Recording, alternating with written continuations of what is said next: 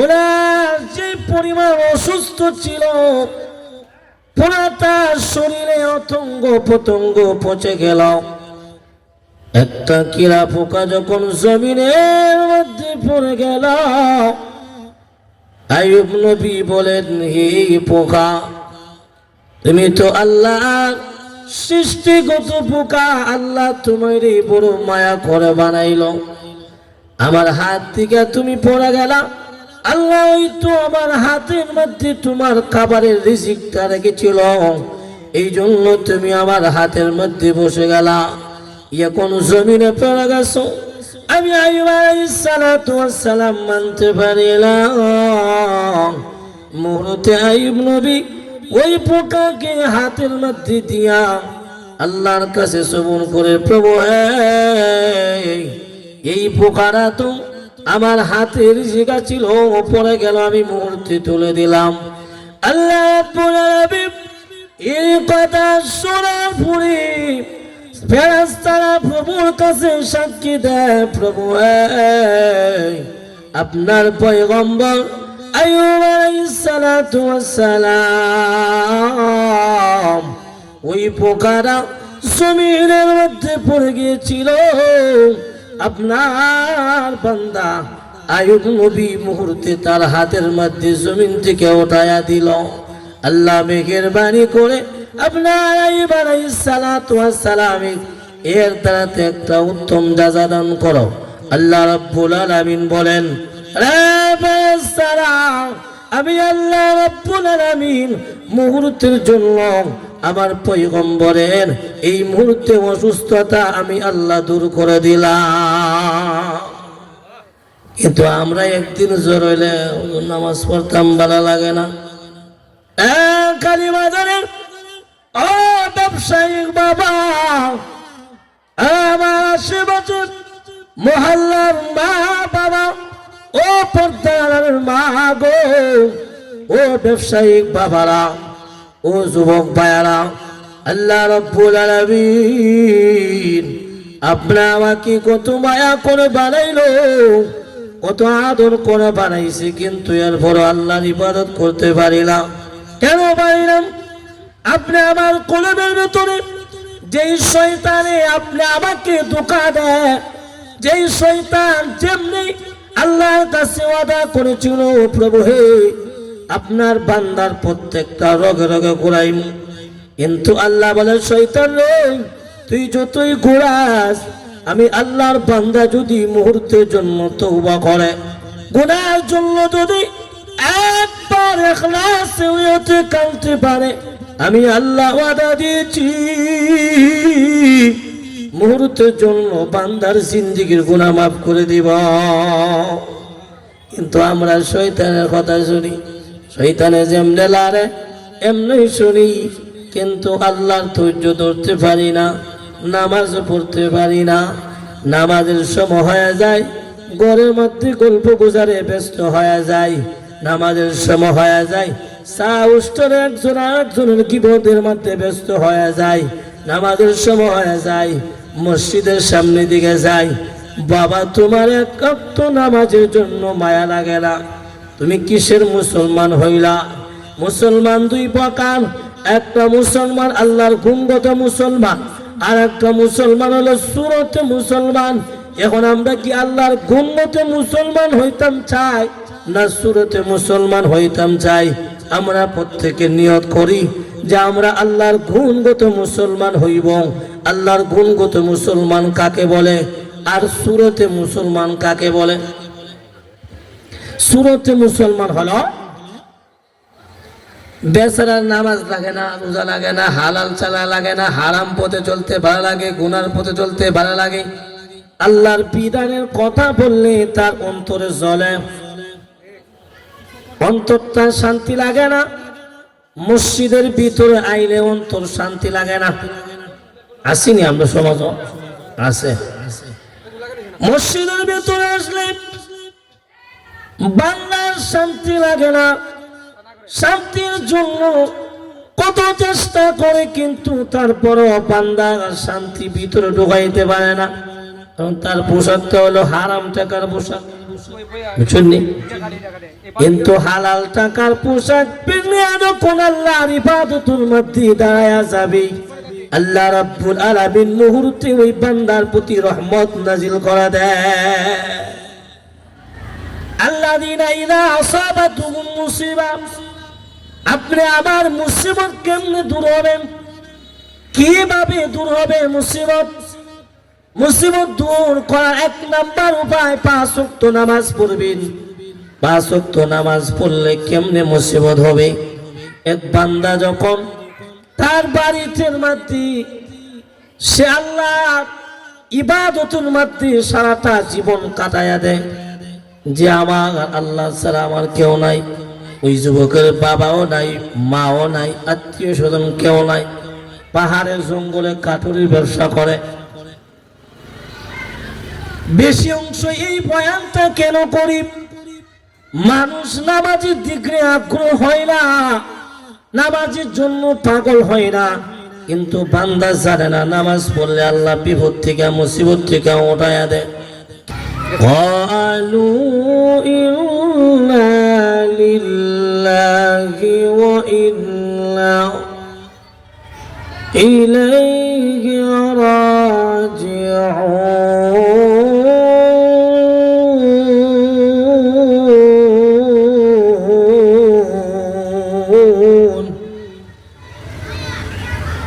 صدق الله العظيم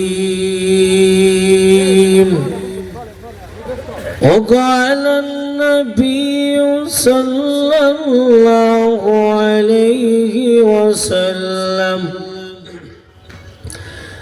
الدنيا سجن المؤمنين وجنة الكافرين أو كما قال النبي عليه الصلاة والسلام صلى الله على سيدنا مولانا محمد وعلى آله وصحابه لغيد جهال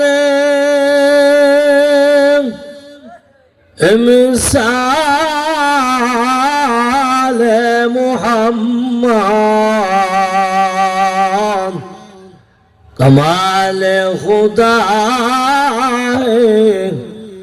جمال محمد صلی اللہ علیہ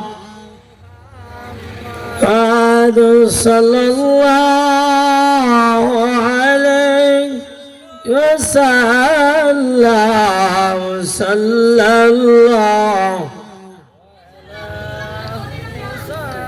بلغ العلا بكماله كشف الدجى بجماله حصلت جميع خصاله صلوا عليه وآله আজকের আয়োজিত মহতি মাহফিলের সম্মানিত সভাপতি দিগর ওলামায়ে কেরাম, আমার বাবার বয়সী মুরব্বী বাবাজিরা, যুবক ভাইয়ারা, পর্দার নিশি মা ও বোনেরা, আল্লাহ পাকের দরবারে অসংখ্য অগণিত শুকরিয়া আদায় করি, যিনি মহান রব্বুল আলামিন আপনি আমাকে সকলকে এই মাহফিলে দ্বীনি মজলিসে নবীজির জান্নাতের বাগানে আসার এবং বসার, আমাকেও আল্লাহ তাআলা কিছু কথা বলার মতন সুযোগ দিয়েছেন। এই জন্য আমরা শুকরিয়া আদায় করি, আলহামদুলিল্লাহ। আল্লাহ পাক রব্বুল আলামিনের দরবারে একবার যদি কোনো বান্দা বান্দি আলহামদুলিল্লাহ আদায় করে, তাহলে আল্লাহ পাক মুহূর্তে তার আমল নামার মধ্যে 80টা নেকি দান করে দেয়। সুবহানাল্লাহ। কেমনে দেয়? এখন আমরা উলামায়ে কেরাম সবাই জানি, যারা কোরআন হাদিস পড়েছে তারা জানি, হাম পাবলিকও বুঝে যে না কোরআনের একটা হরফ পড়লে কয়টা 10টা নেকি হয়, ঠিক না? আলহামদুলিল্লাহর মধ্যে আরবি হরফ মোট মার আছে 8টা হরফ। এই 8টা হরফ যদি একত্রিত ভাবে আমরা আদায় করতেছি আলহামদুলিল্লাহ, তাহলে আল্লাহ পাক 8টা বিনিময়ে আল্লাহ তাআলা 8 10 80টা নেকিও দান করে দেয়। শুধু 80টা নেকি দান করে না, আল্লাহ মুহূর্তের জন্য 80টা গুনাহও মাফ করে দেয়। ইল্লা মান তাবা ওয়া আমানা ওয়া আমিলা সালিহা, আল্লাহ পাক বান্দার আমলনামার নেকির পাল্লা, নেকির ওজনটা আল্লাহ বাড়ায়া দেয়, এবং কি তার যে গুনাহ ছিল এই গুনাহটা আল্লাহ নেকের দ্বারা পরিবর্তন করে দেয়। আমি যে আপনাদের সম্মুখে ছোট্ট একটা আয়াতে কারিমা তেলাওয়াত করছি, দুনিয়াতে বর্তমানে আমরা যে দুনিয়ার মধ্যে বসবাস করতেছি, আপনি আমি সকলেই, আপনি আমার ভিতরে ধৈর্য নাই, সবর নাই, এই জন্য আমরা পাই না কোনো কিছু। খাওয়ান নাকি এক বেচারা অসুস্থ হয়েছে, অসুস্থ হয়ে গেলে আল্লাহ কি তা আমারও দেখছিল আর কেউ দেখছিল না, মানে এই সমস্ত কথাটা আমরা টুটের আঘাত আয়সা পড়ে, কিন্তু বাধা দেওয়ার মতো ফেরেশতারা বলে দেখ এইসব কথা বলিস না, কিন্তু এরপরও আমরা এইসব কথা ছাড়তে পারি না। আমরা অভ্যাস হয়েছে, আমাদের ভিতরে শয়তানের বাসকা, এই কলপটা আমরা কি করছি, জঙ্কার ফেলাই দিছি। এত শয়তানের কথা এতভাবে শুনি, শয়তানের যেমনি লারে এমনি চলে। আর যদি আপনি আমি আল্লাহ পাক রব্বুল আলামিনের শুকরিয়া আদায় করতাম, আল্লাহ পাক রব্বুল আলামিনের ধৈর্য ধারণ করতাম, যে আমার অসুস্থ হয়েছে, হয়তো আমার এই অসুস্থ ধারাতে আল্লাহ আমার জিন্দেগির গুনাহ মাফ করে দিতে পারে, হয়তো আল্লাহ আমাকে অসুস্থ দিয়েছে, আল্লাহ আমার ভালোর জন্য আমাকে অসুস্থ দিয়েছে। আইয়ুব আলাইহিস সালাতু ওয়াস সালামের রোগ ছিল না, উনি তো একদিন বলে নাই আল্লাহ আমারে কেন রোগ দিল, কিন্তু আমরা একদিন অসুস্থ হয়ে গেলে ও কাহা নামাজ যাইবেনি, শরীরটা ভালো না, শরীর জ্বর হয়েছে, কিন্তু বেচারা কাম করতে পারে, কিন্তু নামাজ হতে না। আইয়ুব আলাইহিস সালাতু ওয়াস সালাম কি নামাজে ওয়াক্ত কাজা করছে? করে নাই। কেন? তারা আল্লাহর প্রতি বিশ্বাস যেমন ছিল, তেমন আল্লাহর বিধানও পালন করেছে। আইয়ুব আলাইহিস সালাতু ওয়াস সালাম ওরা যে পরিমাণ অসুস্থ ছিল, পুরা তার শরীরে অঙ্গ প্রত্যঙ্গ পচে গেল। একটা কিরা পোকা যখন জমিনের মধ্যে পড়ে গেল, আইয়ুব নবী বলেন, হে পোকা, তুমি তো আল্লাহর সৃষ্টিগত পোকা, আল্লাহ তোমার বড় মায়া করে বানাইল, আমার হাত থেকে তুমি পড়ে গেলা, আল্লাহ তো আমার হাতের মধ্যে তোমার খাবারের রিজিকটা রেখেছিল, এই জন্য তুমি আমার হাতের মধ্যে বসে গেলা, এখন জমিনে পড়ে গেছো। আমি আইয়ুব আলাইহিস সালাতু ওয়াস সালাম মানতে পারিলাম। মুহূর্তে আইয়ুব নবী ওই পোকাকে হাতের মধ্যে দিয়া আল্লাহর কাছে সবর করে, প্রভু এই পোকাটা তো আমার হাতের জায়গা ছিল, পড়ে গেল, আমি মুহূর্তে তুলে দিলাম। আল্লাহ রাব্বুল আলামিন এই কথা শোনার পরে ফেরেশতারা প্রভুর কাছে সাক্ষী দেয়, প্রভু আপনার পয়গম্বর আইয়ুব আলাইহিস সালাতু ওয়াস সালাম ওই পোকাটা জমিনের মধ্যে পড়ে গিয়েছিল, আপনার বান্দা আইয়ুব নবী মুহূর্তে তার হাতের মধ্যে জমিন থেকে উঠায়া দিল। আল্লাহ মেহেরবানি করে আপনার আইয়ুব আলাইহিস সালাতু ওয়াস সালাম এর দ্বারাতে একটা উত্তম জাযা দান করো। আল্লাহ রাব্বুল আলামিন বলেন, আমি আল্লাহ রাব্বুল আলামিন মুহূর্তের জন্য আমার পয়গম্বরের এই মুহূর্তে অসুস্থতা আমি আল্লাহ দূর করে দিলাম। কিন্তু আমরা একদিন জ্বর হইলে নামাজ পড়তাম, ভালো লাগে না। কালী বাজারের ও ব্যবসায়িক বাবা, আমার আশেপাশে মহল্লার মা বাবা, ও পর্দার মা গো, ও ব্যবসায়িক বাবারা, ও যুবক ভাইয়ারা, আল্লাহ রাব্বুল আলামিন আপনি আমাকে কত মায়া করে বানাইলো, কত আদর করে বানাইছে, কিন্তু এরপর আল্লাহর ইবাদত করতে পারিলাম। কেন পারিলাম? আপনি আমার কলবের ভিতরে যেই শয়তানে আপনি আমাকে ধোঁকা দেয়, যেই শয়তান যেমনি আল্লাহর কাছে ওয়াদা করেছিল, প্রভু হে আপনার বান্দার প্রত্যেকটা রগে রগে ঘুরাইম, কিন্তু আল্লাহ বলে শয়তান রে, তুই যতই ঘুরাস, আমি আল্লাহর বান্দা যদি মুহূর্তের জন্য তওবা করে, গুনাহের জন্য যদি একবার ইখলাসে হতে কাঁদতে পারে, আমি আল্লাহ ওয়াদা দিয়েছি মুহূর্তের জন্য বান্দার জিন্দেগীর গুনাহ মাফ করে দিব।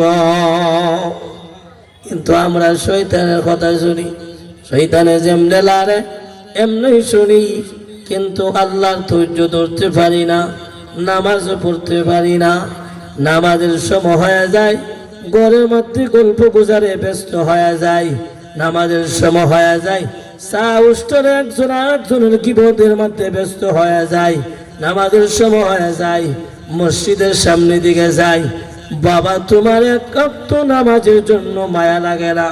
তুমি কিসের মুসলমান হইলা? মুসলমান দুই প্রকার, একটা মুসলমান আল্লাহর গুণগত মুসলমান, আর একটা মুসলমান হলো সুরতে মুসলমান। এখন আমরা কি আল্লাহর গুণগত মুসলমান হইতাম চাই, না সুরতে মুসলমান হইতাম চাই? আমরা প্রত্যেকে নিয়ত করি যে আমরা আল্লাহর গুণগত মুসলমান হইব। আল্লাহর গুণগত মুসলমান কাকে বলে, আর সুরতে মুসলমান কাকে বলে? সুরতে মুসলমান হলো বেচারার নামাজ লাগে না, রোজা লাগে না, হালাল চালা লাগে না, হারাম পথে চলতে ভালো লাগে, গুনার পথে চলতে ভালো লাগে, আল্লাহর বিধানের কথা বললে তার অন্তরে জ্বলে, অন্তরটা শান্তি লাগে না। মসজিদের ভিতরে আইলে অন্তর শান্তি লাগে না। আসিনি আমরা সমাজ আছে, মসজিদের ভিতরে আসলে বান্দার শান্তি লাগে না। শান্তির জন্য কত চেষ্টা করে, কিন্তু তারপরও বান্দা শান্তি ভিতরে ঢুকাইতে পারে না। তার পোশাকটা হলো হারাম টাকার পোশাক, বুঝছেন? কিন্তু হালাল টাকার পোশাক পেলে যখন আল্লাহর ইবাদতের মধ্যে দাঁড়ায়া যাবে, আল্লাহ রাব্বুল আলামিন মুহূর্তে ওই বান্দার প্রতি রহমত নাজিল করে দেয়। আল্লাযীনা ইযা আসাবাতুহুম মুসিবা, আপনি আমার মুসিবত কেমনে দূর হবে, কিভাবে দূর হবে মুসিবত?